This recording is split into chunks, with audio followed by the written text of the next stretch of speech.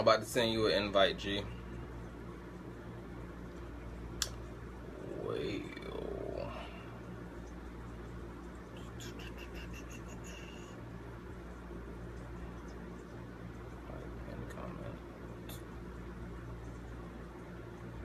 G, can you see me? I can see you, but it's not giving me the option to add you to the call for some reason. Hey, Angie, how you doing? Okay, I see.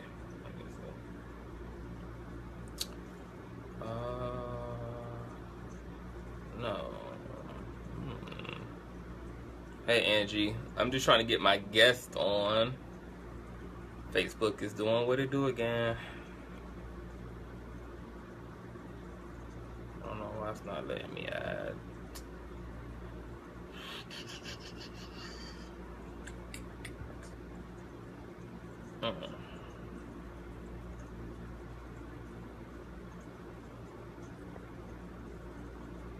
Okay, I see. All right, G. I just sent you. Hey. Hey, man. Sorry about that. You know, I was on my computer and I forgot you can't do Facebook Live from your computer. I cannot hear you. Okay, is that better? Can you hear me? No, not really. You can't hear me? I mean, I can hear you, but you sound like super low. Oh, I don't know why. Let me see if let me go get my headphones. Hold on for a second, okay? Okay.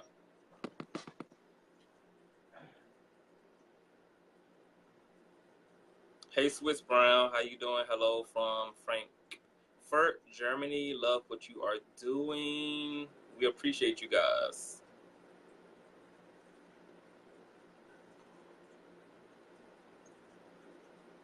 We're just waiting for G to get his ish together. He had all day to prepare for this. All day. Is that what you're doing to me? You're the one who can't hear me. Can you still not really hear me?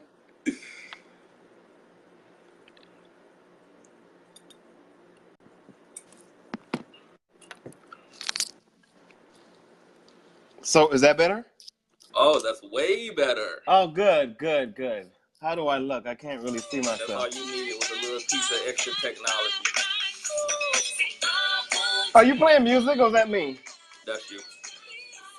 Of course it's you. All right, now I got it together. Can everybody hear us in the comments section? I just want to make sure that everything sounds strizzle for the audio. And G, please make sure you speak directly into that microphone. I know you know how to hold things to your lips and to your mouth. I know a little something. All right. So you ready? Yeah, I am. All right. Well, welcome you guys. I am Davion, the host of Conscious Television. You guys can go and follow my channel on YouTube. And today I have very special guests. This is one half of the infamous phenomenon known as Juan and Gee. Father. Yes. Husband. Yes. Philanthropist. Yes. Entrepreneur. Yes. Actor. Organizer. Yes, I'm activist. a new actor. I want to say, for one, thank you for all the work that you're doing in the community, because it's really inspiring. And I binge watched you and your husband's channel, and it was really touching to see the level of representation you guys offer in terms of making sure that you guys highlight same-gender loving couples, particularly Black same-gender loving couples, interracial same-gender loving couples, and just letting the world know that there is a powerful love element in terms of sexuality, homosexuality, because there tends to be a societal tendency to over-sexualize our community. So I appreciated the wholesomeness of what you guys were emphasizing. But can you just tell the audience a little bit about yourself and how you came to be? God, that's a loaded question. But first, thank you for having me. Thank you for even, seeing some sort of value in me enough to have me on your show. So I really appreciate that. I don't take it for granted. Absolutely. But you know, the way we started doing this stuff, it really was just, it was extremely organic. We never planned or set out to do any of the things that we're doing. I've always had a passion for event production. And when I started an event production company, when we started our event production company, I wanted to do a second chance prom for the community, right? And so we did that, and we called it the Gentleman's Ball.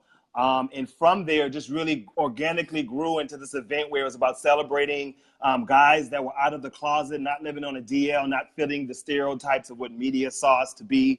And it was really just being positive examples, and it just really grew from there. And the way we kind of started Love Works was because Urban Socialites magazine, I'm not sure if you heard of it, but Urban Socialites magazine asked us to do an advice column on relationships because we were married, and so a lot of people at the time weren't married, and so people saw value in that, and so they started asking us for advice, and it kind of grew from there, and it grew into a video, started doing videos, and then it grew into Love Works, and we got certified to be life and relationship coaches, and you know, just talking to couples over the years, talking to men over the years, and it really just comes from a passion of being passionate about Black people and our brothers, and being true with who they are, and loving who they are, because I did go through a portion of my life where I was married to my high school sweetheart, and I was living on a DL, and I didn't like who I was, and all of those things. And so a lot of that fused the passion into the work that we are doing. So, Wow. yeah. Wonderful. What a lifetime. Do me a favor, make sure that the microphone is sitting above that beard. Oh. So we can definitely hear you. Is that better? That's way better. Okay, good. Now, you mentioned Black men coming into their own and once being a part of the download community. I know you were married, obviously, to your high school sweetheart, as you just stated.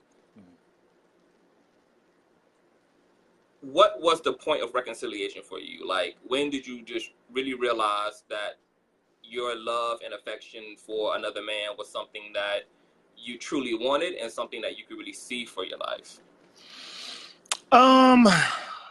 You asked some really good questions. So, you know, I was, like I said, I was with my ex-wife as a high school sweetheart in ninth grade. And I always had a girlfriend. I've always been attracted to girls. But then I also was, as I started getting a bit older and really getting into sex, I guess, my attraction for men became more and more stronger. It was never something I wanted for myself. So I tried to suppress it. I tried to pray the gay away like everybody else did. I came from the beliefs that gay was not right. And so I know that was not something that I was supposed to be doing with my life. So I did try to do the right thing, and I genuinely loved who I was with. But I had this struggle in me that had a strong desire for men. And so at a certain point in my marriage, I fell weak to my natural desires. And what I like to tell people a lot is that it's, you know, when it comes to the whole DL thing, it's just, it's cheating. I mean, I cheated, you know, and people cheat.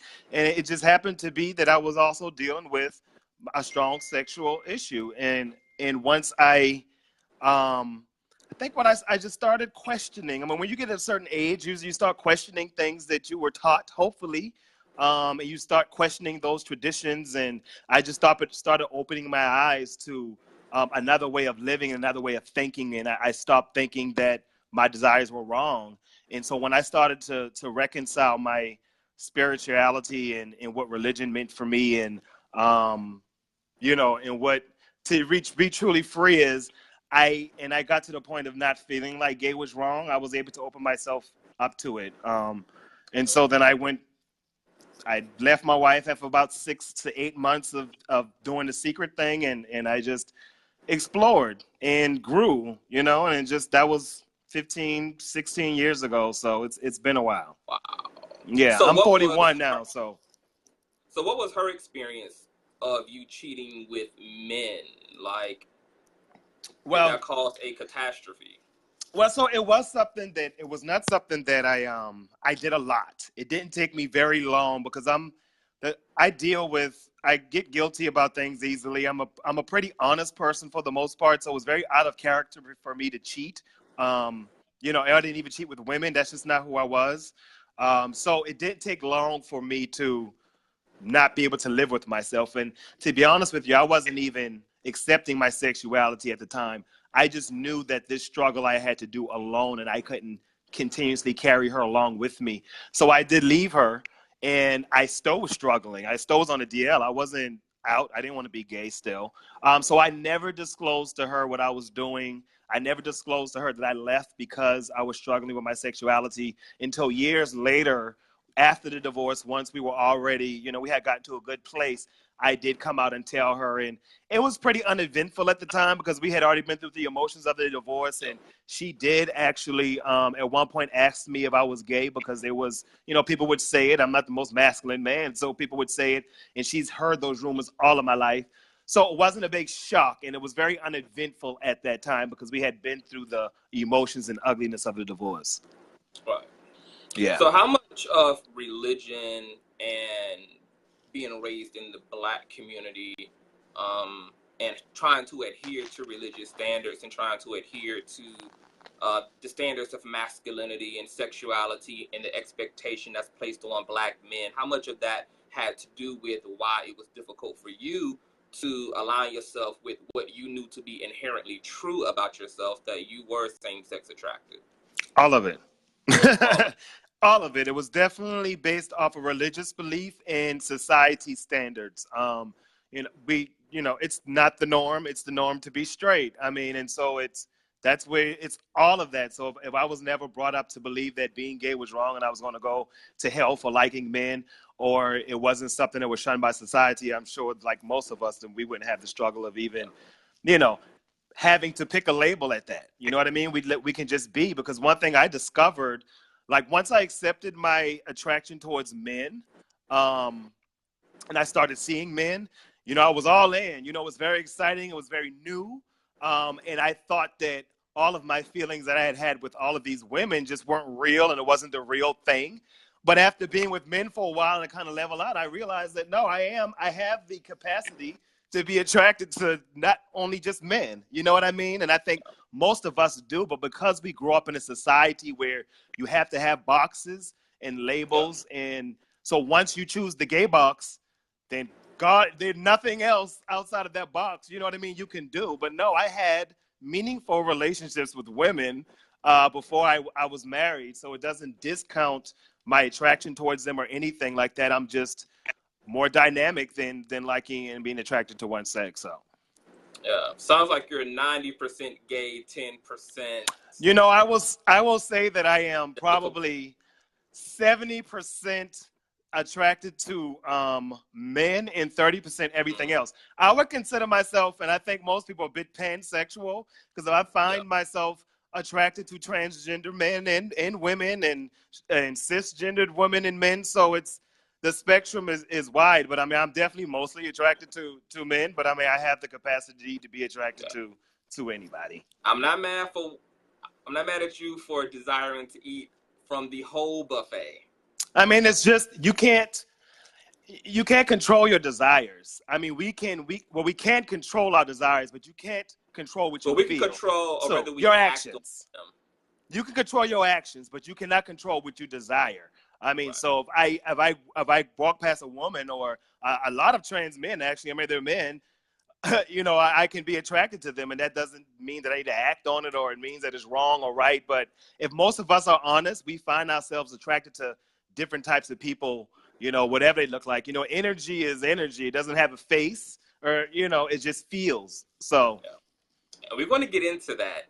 But speaking of the download community, I have a love-hate for this community, because on one end, obviously, the hurt and the deception that comes from being on the download has a profound effect on the person who's on the receiving end of that deception, via the husband, via the wife, via the girlfriend, the boyfriend, whatever the case may be. But on the other hand, when I think about and rationalize the download community, it's also true that these people are victims of conditions and programming and heteronormatives that have been predetermined for them. And so how do you think we reconcile the download community while on one hand we can hold these folk accountable, but on the other hand, be compassionate and empathetic for people who struggle mentally and spiritually with accepting something like this, because it's not like it's just about accepting yourself. There can be a great cost for standing in your truth, and that may come by way of ostracism from your family, being outcasted by your peers, being demonized and thrown out and rejected by the Black church. And so, in terms of us as a society, how would you say we could help the download community?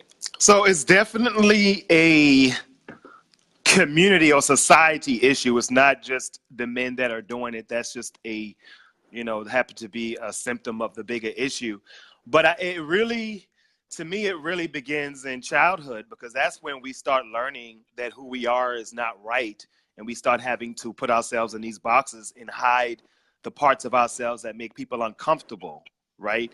And so, typically right around middle school, you start learning, like, I'm not supposed to walk like that. I'm not supposed to hold my wrist like that, or I'm not supposed to do any. And it's not even a sexuality thing. It's just fitting and molding into society. So I believe it's really, as it relates to sexuality, I really believe it starts in childhood. So it's something as very simple as, teaching boys that blue is for boys and pink is for girls and G.I. Joes for boys and Barbie dolls for girls. And then if that boy, God forbid, feels something different, like, oh, I like pink, then that's wrong. I'm not supposed to like pink, so I'm gonna have to hide that about myself. And it's the same as, most times when kids are growing up, you ask the little boy when he comes home, oh, you got a girlfriend yet? Any girl you like at school? You're conditioning them already to believe that a girl is what you're supposed to like. So when they start feeling something different, they start suppressing that, and that's really where it begins. So by the time we're adults, I mean, we've already been programmed. And so there's a lot of, as humans, we're continuously trying to protect ourselves, right? And so that's all really down low men are doing too. They're trying to protect themselves. And a lot of us are on the down low about something. Let's be clear about that. Right. Down low, it's been made popular to be this Black gay man thing, but that's not what it is. Down low is just doing anything in secret. And most of us do things every day in secret because we're uncomfortable with what people may think about them. And so it really is no different to me. So I believe the only way to really have compassion and understanding for down low men is to realize that you're not much different than down low men, because we've all have conditioned ourselves to do something that society doesn't like. And so once we start breaking down those barriers and walls, then we can live more authentically. But unfortunately, it's tough. Yeah. It's tough, but it's having more of these conversations. It's being more loving in the home. I'm telling you, that's where it comes from. Watch your language. When you talk about other people, these kids are always watching, and you're making adults that's now doing all these fucked up things that you want to complain about down low men. But what are you contributing to that problem? You know what I'm saying? Yeah. That's why I love the direction that we're going in now as a collective, in terms of reevaluating our understanding of gender, of sexual orientation, of gender identity, of gender expression, because ultimately reevaluating these things, understanding these things, a spectrum, and then creating that foundation ultimately is going to create a community of people who can live up to their truth, and therefore that deception and that down lowness and that willingness to be deceptive, all of those things kind of fall by the wayside as you create spaces in societies where everyone can exist within their individual truth. Yeah. Even if your religious ideas or political ideas don't necessarily align with that, I think you have to question yourself as a human being, like, what do you want societally? And what are the conditions that we are going to have to create for people to be able to live authentically? Because on one end, it is the person's responsibility to just at some point choose to be a forthright, honest, naked, vulnerable, strong person. But we also have a collective responsibility in terms of nurturing that externally and supporting people's authenticity. Yeah. Now, you've graduated from Punani to this loving chocolate. Is that a graduation? I don't know if it's a graduation. Well, not. Not graduation, But I but definitely haven't made the transition. I've transition transitioned vehicles. from being married to Punani to being married to Chocolate Man. Yes. Yes. Yes. Now, obviously, I'm married as well, and I've been Oh, okay. married for 2 years. I've been with Okay. my husband for 5 years. Okay. And when I communicate to other gays, it seems like marriage and relationships are a thing of the past. How did you and Juan manage to create something that you could have 10 years later together? And how does that exist in this age of social media and with gay men having more options than they ever have in terms of partner, version of partner, etc.? So I find it interesting that you say that you meet a lot of guys who feel like relationships are a thing of the past. So we have to get back to that. But Juan and I, so I love relationships. I've always loved love, and I've always loved relationships. And when I met Juan, I mean, he literally loved them as soon as I met him. But you know, to talk about relationships and what they really mean, and because you know, a lot of times we romanticize relationships, and it's this fairy tale of being in love and butterflies all day, and that's just not the reality. I mean, that's usually the case for a good 2 to 3 years. I mean, but it's an ebb and flow. And so what I've realized, and I think what's kept us together, is that we are partners in life.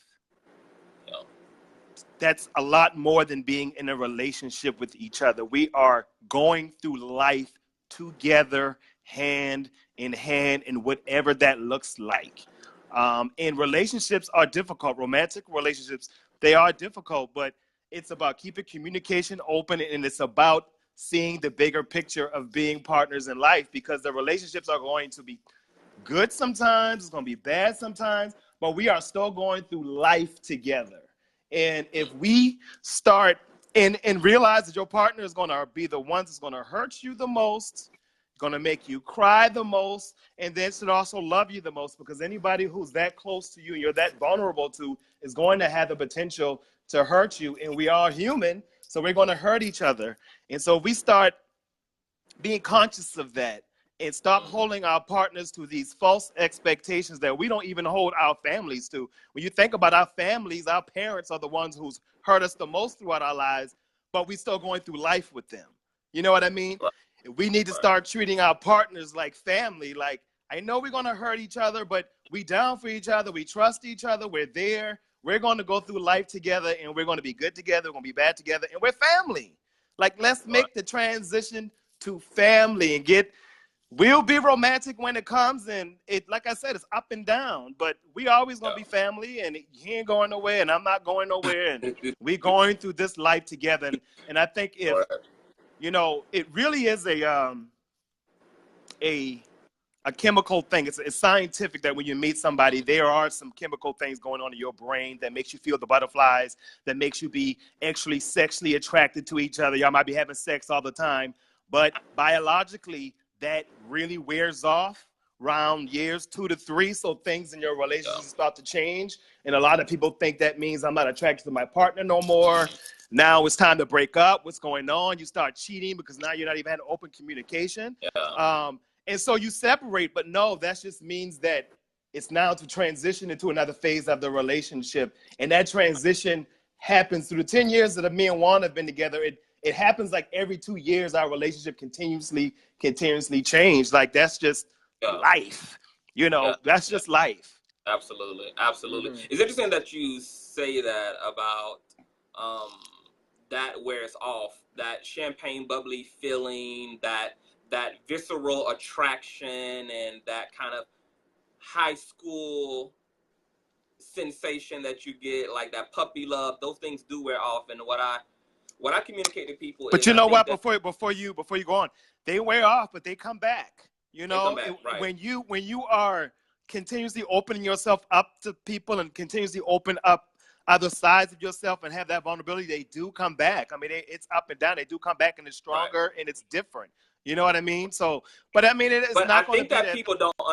I think that people oftentimes miss the opportunity to see their love be 360 because we make love simply a emotional phenomenon, and nobody has spoken about not only what does love feel like, but what is the mentality of love? Because love has a context. Love has a thought pattern.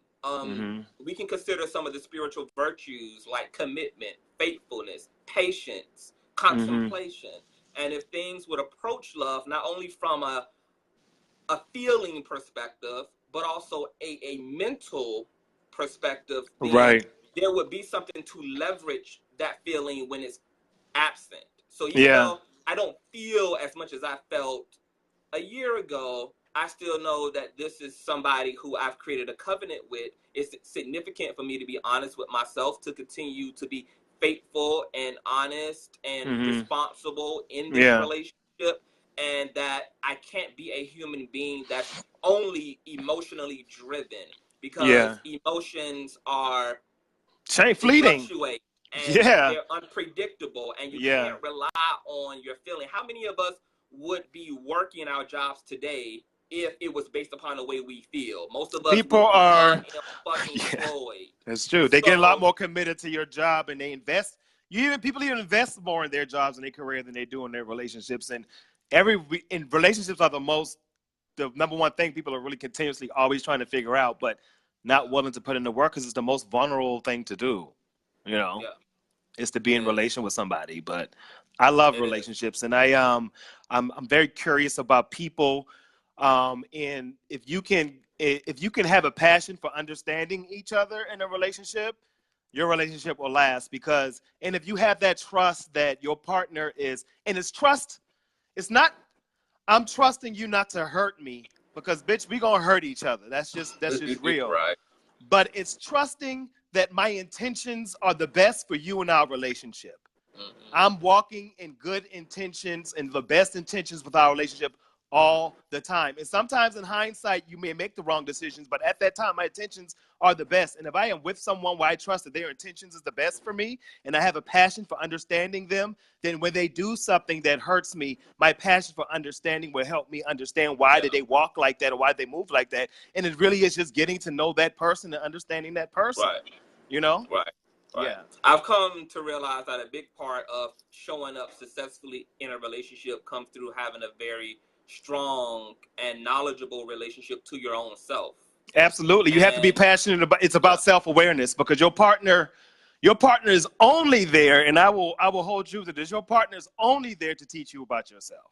Only there absolutely. to Absolutely. continuously teach you about yourself. And so your partner is just a Yeah. tool for you to learn more about yourself. And that's what keeps us going too, because I am so passionate about learning about myself and why I do. I'm Mm, always questioning why I do something. Why did I act a certain way? What was that response? And Juan is continuously showing me myself. He's right. continuously triggering insecurities in me and things I need to get over, and that's what keeps us passionate, and that's what keeps us going. We don't ignore those things, and most times in relationships, we ignore the things that are uncomfortable because we don't think relationships are supposed to get uncomfortable, and they're supposed to make Right. us the most uncomfortable. Right. But the good thing about that is having a person that you feel safe to be uncomfortable with. You know what I'm saying? I feel so safe to be uncomfortable with Juan because I know he's going to hold me in whatever happens. Whatever Yeah. happens, whatever I do, whatever fuck up I do, however I may hurt him, he's going to hold me because he trusts my intention and I trust his, and we have a passion Mm-hmm. for understanding each other and ourselves. So, Yeah, absolutely, people. Be self-invested. yeah, Investigate self. Be a scientist unto self. Use what your partner creates for you as an experience to ask yourself questions about your own behavior and responses to your partner's behavior, your partner's choices, and the scenarios you find yourself in those relationships, that's, because it'll yep. make you a better person. That's Speaking of 100, because that experience, although oh, it's your partner and you together having an experience, it's still your experience and it's yeah. still his experience. You guys are just having it together, but that's your experience, and you call that experience too. Your partner is just the tool. That's it. Absolutely. I tell Hmm. my husband all the time that our relationship is not a destination, it's more of a dance. And Yeah, there's going to be missteps, and you're not going to be as choreographed as you should be tomorrow, and neither am yeah, I, but we just have to get back up and keep at yeah. it. But That's a good point. everything within trying to keep up with each other every day and for a lifetime is going to come with a lot of missteps. And you just have to be honest with yourself, and you have to be realistic about what to expect from relationship. And speaking of people not understanding that relationships are going to make you uncomfortable, begs the question about this age of social media, where we see lots of social media relationships, people taking grand trips, people getting married, people traveling abroad. Everybody seems so happy, but it seems like we have very little demonstration of what the fuck happens when you sign up for the worst part of a relationship. Nobody demonstrates that shit. And I think that, in a sense, I think we're kind of handicapping people who are trying to be a representation and a demonstration for, by being very silent about the issues that come up in our relationships. And I also understand that it's nobody's fucking business at the same time. But I do think there is a responsibility on behalf of those who choose to be extremely visible with their relationship to also present the parts of relationships that are very hard, so that people I don't know that I have agree a with that. reference in terms of how to move through. I don't know that I agree with that. Huh? Well, I don't know that I exactly agree with that, because with social media, period. So everybody there put their best on social media, and that just translates when it gets over to relationships too. They show the best of relationships, but I don't think that we necessarily. And it always, when I see people post stuff like, show us the breakup photos, or post about the breakup, we saw all the good photos. We owe you, you owe us, we're vested. No, we don't owe you. No, you're not that vested. I don't think that there is, I do appreciate, I think everybody has a responsibility to contribute to society. And I do appreciate us taking responsibility for our community so we can foster healthy relationships and healthy people and being positive examples. But to your point, I do, when you say it's not everybody's business, especially with things that people can be very insecure and vulnerable about, you might not want to let all that energy into your relationship. Now, I do think it's great to share the stories once it's been done.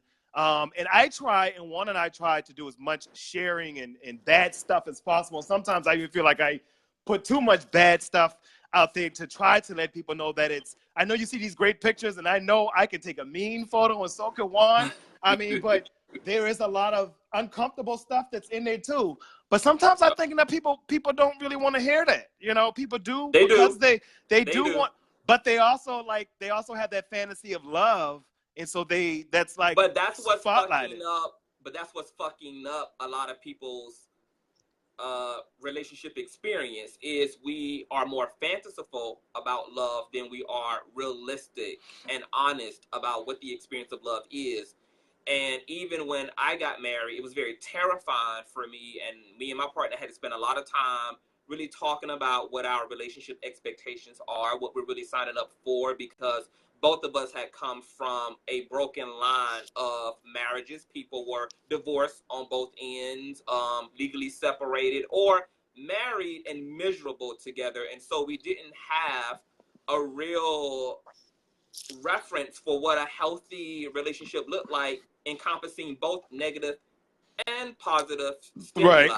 And so I was always interested in that verse, for worse, because we glorify the for better, and nobody really goes in about the for worse. And I would love to see relationships that are on the front street also not necessarily give us all the tea behind their relationship ups and downs, but I would definitely love more conversation about how difficult it is to be with somebody, how difficult it is to show up in a relationship, how to deal with arguments, the fact that people do argue. Sometimes you do say crazy shit to one another. There is infidelity. There are white lies. There are big lies. There is irresponsibility. All these things happen. And guess what? We can survive all that shit too and still get to the happy and show you guys a great selfie while we are on our way to Cancun. Like, all of that is a beautiful reality. And I think that, matter of fact, we're doing relationships a disservice by taking the negative out of the narrative, because if anything, surviving the negative is what emphasizes the love itself. It makes you, when you can go through the negative and the person loves you on the other side of that, it does. And I don't want to say negative, because it's not, it's just negative, contrast. Right. It's contrast. I mean, you have to have contrast to know what the good stuff is. So it's just it's life stuff. So when you can get on the other side, yeah, it's good. And I like to think that, like I said, I like to think we try to share as much as possible. And I'm also writing a book right now that is going to be out later this year that is going to talk about a lot of some of the challenges, the many things that you talked about in your just now that Juan and I have been through, and I talk about that in the book as well to, expose some of that stuff, because I mean have not been through. And we have not been through nothing nobody other relationship has not been through. You know what I'm saying? We just decide to stick it out because we love each other and we have that passion for self-awareness and going through life together. Yeah. So before we move on from relationships, there's one more relationship-related question I wanted to ask. Do you think that gay men have to approach relationships differently than their heterosexual counterparts? Like, do you think that it's different for gay men? That gay men have to consider unique things when going into romance that heterosexual people aren't necessarily burdened by?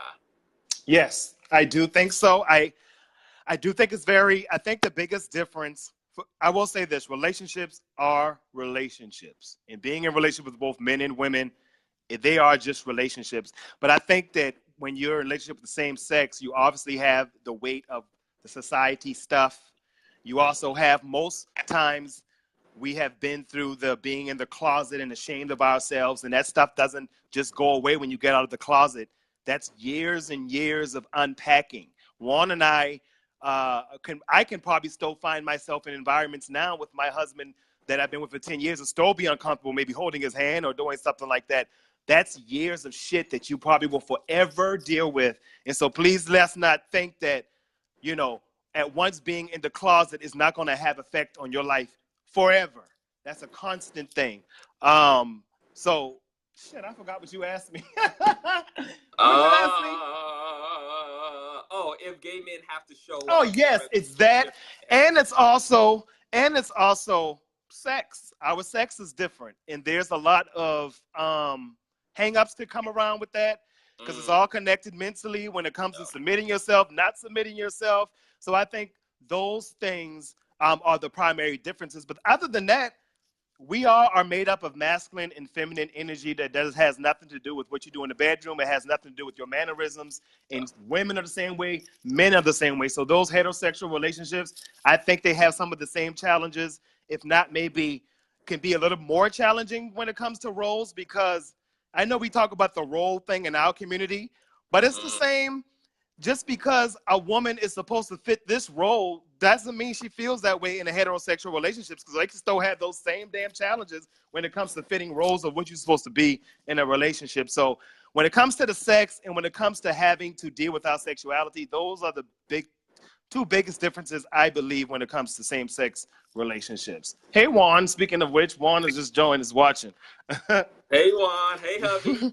I got your hubby right now for the next 20 minutes. Don't mind us. Right. So there's a lot I could talk to you about regarding gay men and relationships. One more thing I want to talk about before we move on is infidelity. People say that I'm probably way too kind and understanding about infidelity, but it's difficult for me to be a hard ass about infidelity between gay men, because I understand how disenfranchised and how disillusioned gay men are, and how even though a lot of us are grown and we're adult, we're well over 21 years of age, we still have a toddler relationship to our sexual orientation. And so men is still very new to gay men. Sex is still very new to gay men. Variety is still very new to gay men. And I feel that gay men who cheat don't mean to perpetuate infidelity.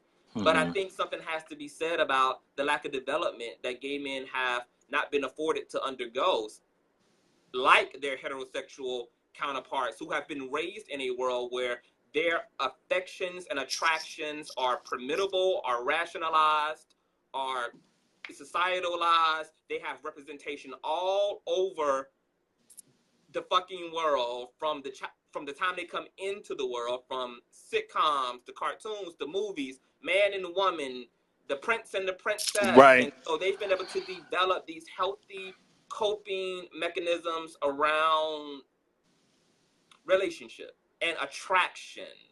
And gay men haven't been afforded all of that. And I think that it has a lot to do with why infidelity is really big within our community. But what would you say to the infidelity issue within the community thanks to relationships? So I think that you bring up some interesting points about, I've never heard that, and I really like those points that you bring up on how that contributes to infidelity and our sexuality and exploration of sexuality. I really love that. I think that, but what I do think that is heterosexuals cheat just as much as gay men. I don't think it's not a gay community issue. It's heterosexual cheat just as much. Most of us grew up in households with our parents cheats. Our grandparent has cheated. Grandfathers have had other families down the street. That has been the norm for as long as we can know. I will say I don't believe monogamy is natural, for one. It's not natural for us to only be attracted to one person for the rest of our lives. Oh. I don't think that's natural. You're not going to meet that one person and no longer be sexually attracted to anyone else. And if we want to commit ourselves and be in monogamous relationships, we have to admit and realize that, for one, it's not natural for us to be this way. And it's going to take work and management of our natural desires to stay committed in a sexually monogamous relationship with each other. Mm-hmm. You're going to want to have sex with other people 1 year, 2 years, 3 years, 4 years, 5 years, 10 years, 20 years, however long you're together. You're probably going to want to have sex with other people. That's natural. So let's accept the fact that monogamy is not natural and be honest about that. And now how do we navigate that? And I think it's important for people to be honest about feelings that they're having and all of those different things. If they're tempted to cheat and all of those, have honest communication about it. And as a person hearing this from your partner, you must realize that has nothing to do with you. And this is a person with their own natural desires. Now, what you do with that is what you do with that. Some people have open relationships because they realize that. Some people commit and let's commit to this monogamy and commit to each other. And that can work, but you have to be honest about it. It's when you start packing the secrets, is when you start ignoring what's natural and you want to ignore it because you don't want to hurt your partner's feelings, then you leave more room for deception. You leave more space between you guys because now you're hiding stuff. You're not being completely authentic. And there's just more room for vulnerability and more room to cheat. Now you have an argument that day and now you get weak and you go cheat or you make it an issue. I think you can start making excuses when you're not being honest about what's going on. And so you start, like you said, men are not intentionally trying to have infidelity going on, but they end up rationalizing it and making it okay. And maybe after the fact, they feel bad about it and say that was wrong, but that's what vulnerability does. So, I mean, I think you have to be honest that monogamy it's natural for us to be attracted to more than one person.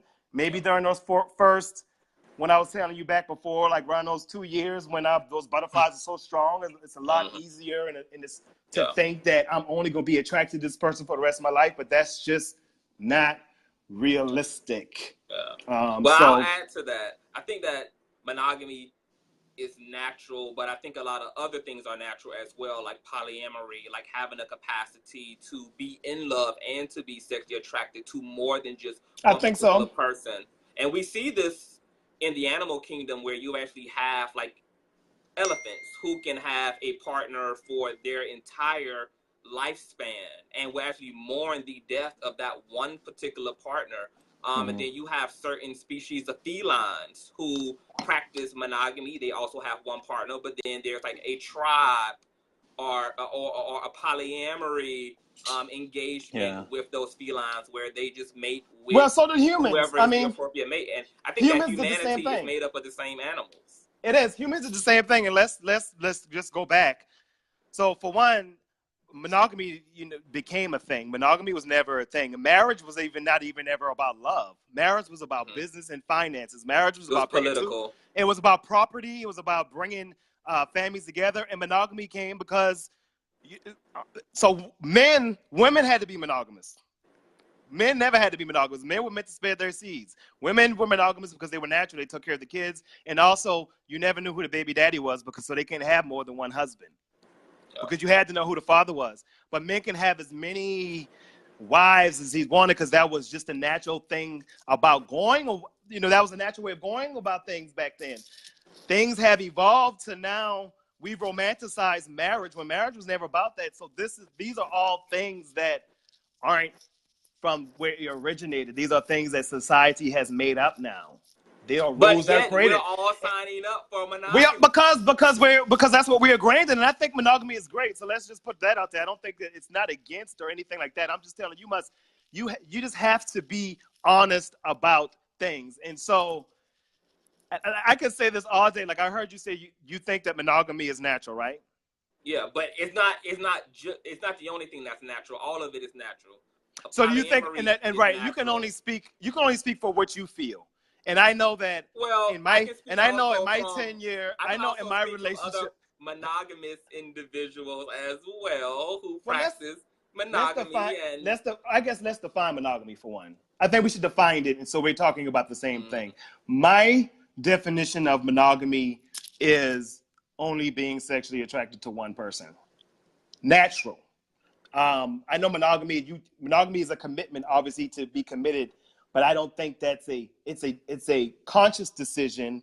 Our body does not naturally decide to be monogamous. Our body is not naturally just going to be monogamous. We decide to be monogamous here, and now we start controlling our body and our natural desires to hold up our commitment of monogamy with that person. Right? I think innately, I find it very hard to believe if a person tells me that they've only been attracted to one person.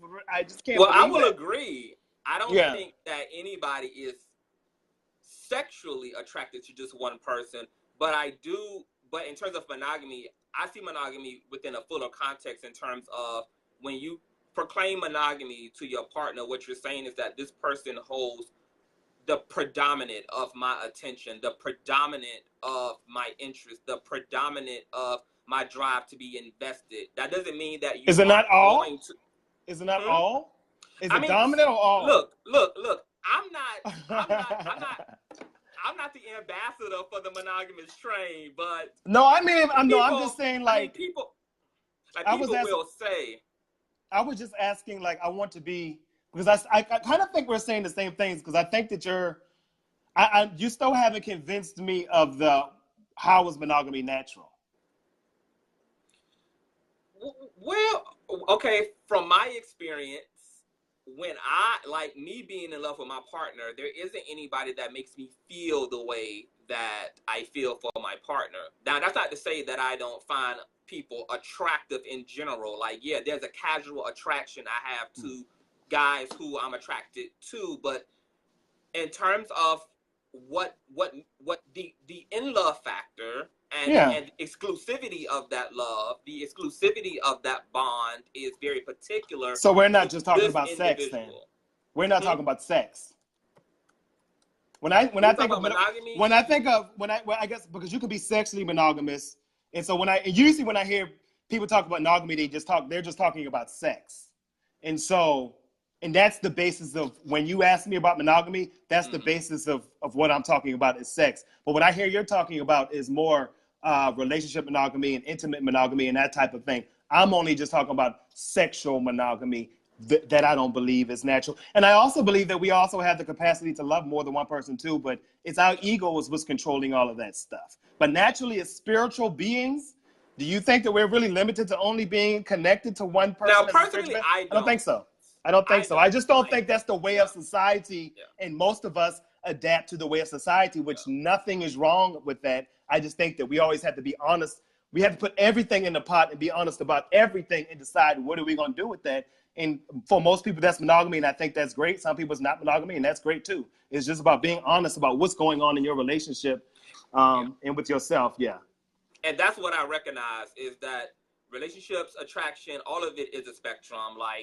There's polarity, and there are extreme ends of it. There are people who literally only want their partner emotionally, Yeah. sexually, they pay dust to everybody else, everything else, and there are people who are on the extreme opposite of that polarity who are polyamory. Absolutely. Personally, I think polyamory overall is the natural state of human connection. I believe so too. Huh? I believe so too. I just, Yeah. most of us, and even me, I don't think I have, while I believe at the core of, my spiritual self, I definitely have the capacity to be in relationship with probably with one, two, three, four, five people. I can love that many people, but I don't know if my ego can take that. You know what I'm saying? I don't know if I can handle Juan doing that, so I know, Yeah. I don't know if I'm there. You know what I'm saying? Yeah. You know, I can relate to that because I talk to my husband all the time. I said, I love the idea of it. Now, I have to unpack a lot of shit in order to really walk that out. Like, you have to combat your ego. You have to combat Oh, yeah. your territorialism. You have to be very secure within yourself. You have to be very secure within your relationship in order to survive polyamory. But at heart, that does seem to be more true to love being inclusive and love being fluid. Yes. It doesn't seem as fluid when it's monogamous. Now, that brings me to my next question. You and Juan, now, you ain't gonna talk all this monogamous shit and then tell me that you and Juan don't have a polyamory relationship. That's what you're not gonna do. That's what you're not about to tell me. And so what I am gonna do is tell you it's none of your goddamn business. But no, I don't have any girlfriends. I don't have any boyfriends. We don't have a polyamorous relationship. Will we one day? Who knows? He's on. Maybe we'll talk about it. I don't know. But no, we don't have a polyamorous relationship. It's just, he's the only guy I'm in love with. He's the only, I do, like I said before, I think I had the capacity to love plenty. But am I in that place in my life? I don't think so. And is he in that place? I don't think so. Will we be tomorrow? Maybe. Who knows? But so what about Juan? Whatever it is, we're going to be doing it together. What you say? So what about Juan? Is he also open to the idea of polyamory, or is he? Okay. Well, Juan and I, while we do have, different perspectives, when it comes to the core stuff and these type of conversations, I mean, he's pretty in line about, where I think and how I think and stuff like that. Yeah. Right. We've kind of grown to these places together. You know what I mean? Like, I've grown to learn that monogamy is not that natural. I used to think, I had this fantasy and blah, blah of, the romantic of, 20 years of romance. And, these are things that we're learning together and along the way. I'm discovering this thing. Who knows what we'll discover tomorrow? Maybe tomorrow I would think that it's totally natural. I don't know. Yeah. But, we're just in life is discovery, and that's what we're doing. We're discovering life together. Amen. Yeah. Okay. There's a lot with that. Anyway, we're going to transition. So I actually discovered you because I was watching Chasing Atlanta, and I saw that they brought you in on like episode 8, I believe, of season 2, where you were brought in as a life coach to kind of help reconcile some of the bullshit that was going on between the cast members. What do you say to gay men who are bickering amongst each other, who are extremely critical of one another, who are a part of a community that represents inclusiveness, but are yet some of the most judgmental people toward one another? Well, I mean, and these guys are young too. And if we were talking about Chasing Atlanta, like all these guys are young, they're discovering themselves. People, we project, and one of the things that, I talked to the guys while I was there is that we are all the same people. Like, we are all could have experienced the same hurts, the same struggles. And until we unpack that stuff, we're going to continuously project them onto other people. And we are also going to allow people to trigger a lot of insecurities within us. And so I think that's a lot where a lot of it comes from being hurt and just having a lot of unresolved hurt within us. And so we protect ourselves, and all of us have these walls up, and they're very fragile walls. And so people can say things to trigger those things very easily. And so we immediately go in defense because, especially as young Black boys who like boys, especially with our mouth, that's typically the thing we had. Sometimes we might can't beat your ass, but our mouth is going to rip you a new one. Well, we can beat your ass too. Right, and sometimes we can beat your ass too. Granted, we can beat your ass too. And so when we get into adulthood, you have the mentality of, bitch, I'm going to get you before you get me. You know what I'm saying? You're not going to get one up on me. I'm going to get one up on you. But with growth and wisdom and becoming more self-aware, you start realizing that what you're really doing is these people are letting you lose control of yourself, and you don't want to get people, you don't want, if somebody makes you lose control of yourself, it's because it's something within you need to grow and get over. And so with age comes more maturity and you less popping off and stuff. And I just think that is the state of what we are seeing. It's with everybody. You know, we just hurt people hurting people and not knowing how to do that in a constant mode of protection. Nobody wants to be hurt. So like I said, I'm gonna get you before you get me. And that's, I think, a lot of the mentality. Mm-hmm, mm-hmm. So since you were brought in during the show, were you disappointed with how the reunion turned out and the level of discourse that I haven't watched the reunion yet. I haven't watched the reunion, but I have seen some stuff online, like some of the promos showing that there were fights and stuff. So I was surprised because, you know, we did have a really good, I thought it was a very, while there was still some, you know, people still bumped heads and some people didn't completely come to a resolution. It was very calm and people kind of talked to themselves, talk things out. And so I thought that they would have left with maybe, I didn't expect it to be a big fights and stuff there, but I haven't seen the show yet, so I don't know who's fighting and why or anything like that. Yeah, have you seen, I guess you saw it last night. It came on last night, so I haven't seen it. I did, and I'll be doing my recap of the reunion later on today. I'll be sure to watch. I'll probably watch the reunion later today, but I just haven't had a chance to watch it yet. But I'm excited to watch it because I love all of them. For different reasons. Like I said, I see myself in all of them. I see themselves in each of them, and one day they'll see them in each other as well. I love T.S. Madison, you know, so I can't wait to watch it.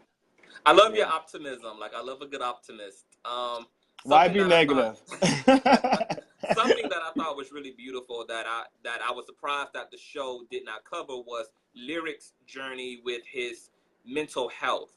And what is your perspective in terms of the LGBT community, Black men, and mental health? And why don't we talk more? I mean, I know we don't talk about mental health awareness a lot as Black people in general. Certainly, as Black gay men, we don't even address mental illness. And yet that could be a huge factor in why we see some of the discrepancies within the community that we do.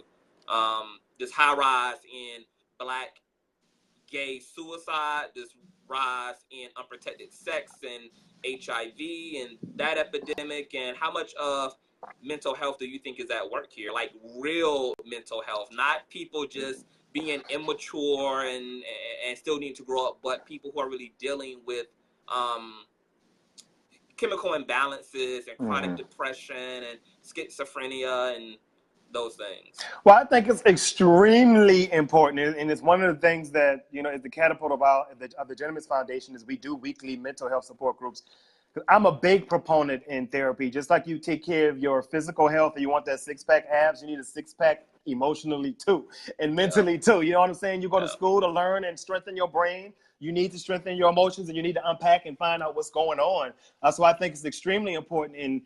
And you know, with social media and things being so quick, you know, people are, you get bullied a lot. You get bullied a lot more now that you have social media. You have a lot more people that's able to bully you. You know what I'm saying? So I can see why the rates may be going higher with the technology and so forth. So I think that, and one thing, you know, we're taught, I think just as the Black community is that we don't talk about stuff. We don't talk about our problems. And just like how you were talking about people on one side of the relationships, you don't talk about the bad stuff. You know what I'm saying? You man up, you know, especially as Black men, and get into the whole masculinity thing, you man up, and boys don't cry. You learn that very early, that boys don't cry. And it's not to say that that's a bad thing for our parents, because our parents are really just trying to protect us because, you know, society says that you can't be weak out there. And so they are trying to toughen you up for society to survive. But we have to understand that that's not the way to go. Boys do cry. So it goes right into childhood. Boys do cry, express yourself, and talk about these things more. And I try to talk about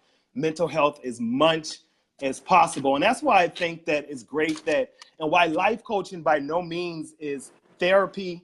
We're not psychologists or anything like that. But I believe that life coaching doesn't have the same stigma as therapy. And a lot of people don't want to go to therapy because that's supposed to mean they're crazy. And life coaching is more about reaching goals and becoming more self-aware. And I think that's why I'm more excited that this life coach thing is kind of taking it on, because people are more amped to get that kind of, you know, just talking to somebody always just helps. You know, let's just talk about what's going on. Like, it's not about always just figuring it out, but it is about just let's talk about what's going on. Yeah, absolutely. Well, that's amazing. Yeah. And it's amazing. And I feel like as a community, like we have a lot of unpacking to do. And I think we have to stop sticking with the surface, and we have to really get to the root of what's going on with Black men, what's going on with Black gay relationships, what's going on with Black gay self-love. And you know, I think that I feel like we're wrapping up, so I want to make sure I say this. I think that it's also important to realize that there are people out there that's doing the work like you and me. And there's a lot of us out there that are having these conversations, but we have to look for them and talk about them more and not highlight some of the stuff that we say that are the problems. But let's talk more about the people that are implementing the solutions, and talk about the solutions more and have more of those conversations and celebrate the people that's doing that work. And so more people are motivated to do. Because one thing I've learned by doing the gentleman's ball is that, and we celebrate people that are doing great things in the community to provide better examples, and people get really fired up, like they want to do good too. So the more we talk about and highlight those people, that motivates them and say, hey, that's trendy too. You know, let's make this stuff trendy, you know? So I think it's important while we have to talk about the problems and know the shit we come from, it is important for us to talk about, hey, we are making progress. We are definitely making progress. The fact that we're having this conversation, and the fact that you watched Chasing Atlanta and you was interested to talk to me about some of the other side of stuff speaks volumes, right? And so I think it's important to, you know, just kind of shine some light on that too. Like, you're a young brother doing great work. You know, you might do the reviews and, like you said, some of the stuff where you read and shade, but there's a balance, and you know you're doing the work too. So kudos to you. Well, that's because I want gay men to have the same level of certainty and absolute within one's own ability to show up for their own self, like I have for me. And that came through a lot of introspective work. That came through being willing to first and foremost question everything, because questioning leads to answers and revelations and truths, and then making that applicable in your life, making those truths relevant to your day-to-day life, and finding ways. If you can't make a big leap, be practical and find small ways to show up. And so if you are somebody on the down low, or you're somebody who wants to come out, then coming out to the people who you feel first and foremost love you and support you is a great way to start walking in your authenticity. And strangers. It's very easy to come out to somebody who's a stranger who you don't even know. Just go to a random bar or whatever and just come out as gay. You don't know that person. I tell people, like, I think it was a good point. Like, you come up to somebody who's comfortable, but it is great now that you have online you can get a part of groups. You know, that's a form of coming out and expression. I first came out during my blogging days when Blogspot was a thing, and I had a blog, and I used to blog on the DL. I would talk about my experiences, and I would act like they were women, they were men, but I came out of my blog, which was very liberating to me. So there's a lot of little baby steps you can do now. So, you know, but you're right. Question everything, because we're taught as children are meant to be seen and not heard. And when we're going through those developmental years, when our brain is developing between 7 and 12, like, your people that's watching this, go back to ages 7 to 12, because that's when your brain is developing.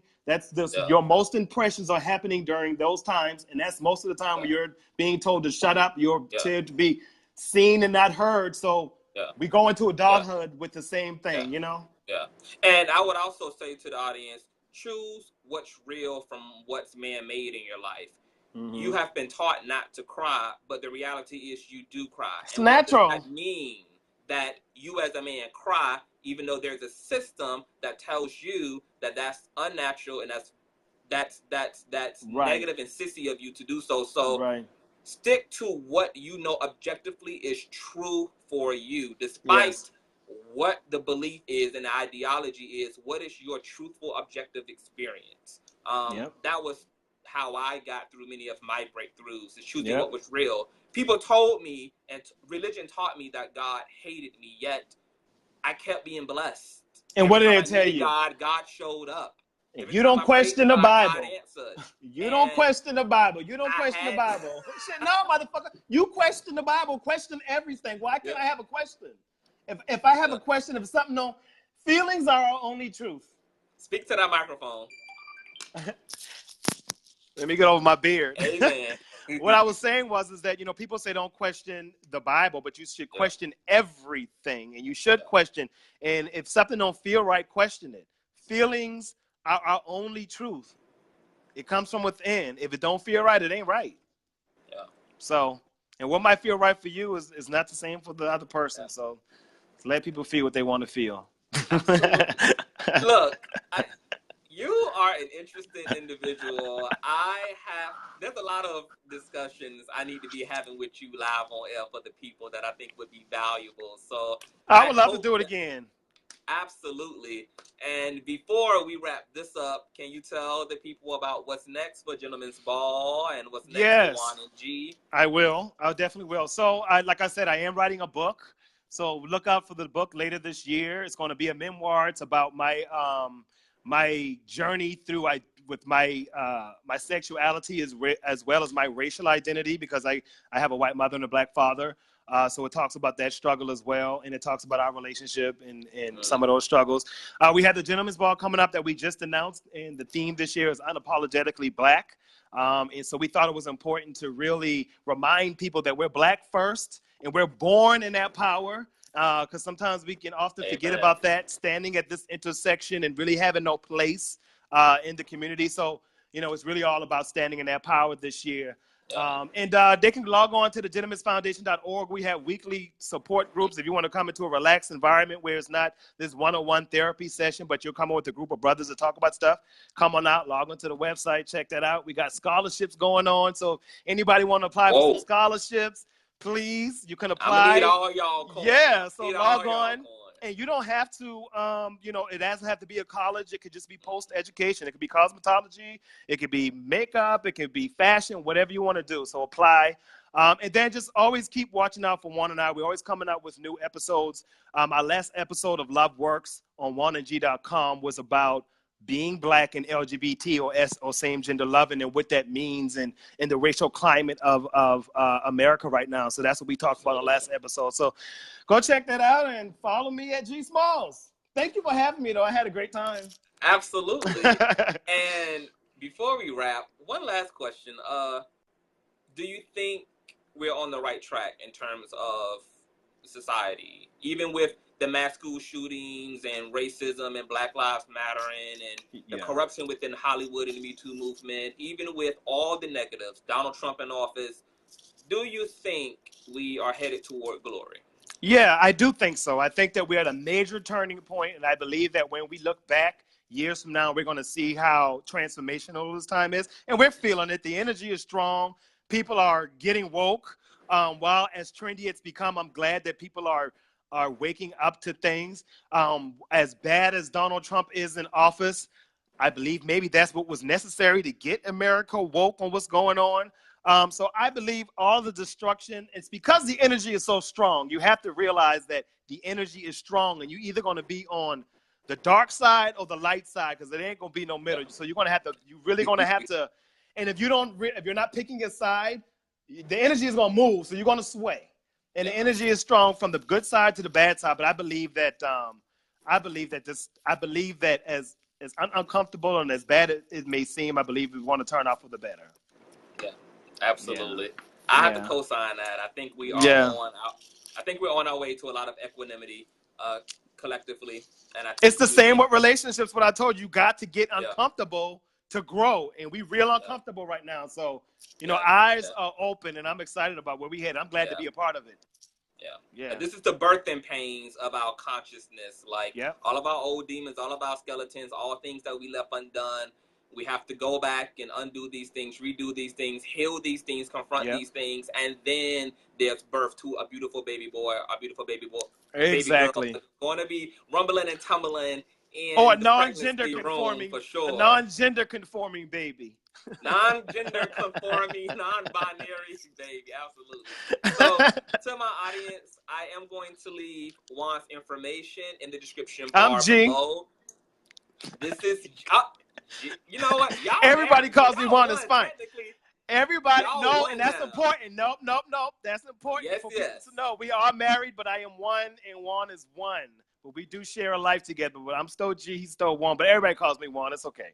Like, this man always trying to remix some shit. You gotta love him. But I'm gonna have G's information in the description box below in the YouTube section. You guys go and get your ticket for the Gentleman's Ball. I'm certainly going to be there. G, thank you so much for the work you and your husband are doing. And I really appreciate you taking time out to talk to us today. Absolutely. Thank you for having me. I love you, brother. And you are stunning. You're so beautiful. Thank you. Talk to you later. All right. Bye.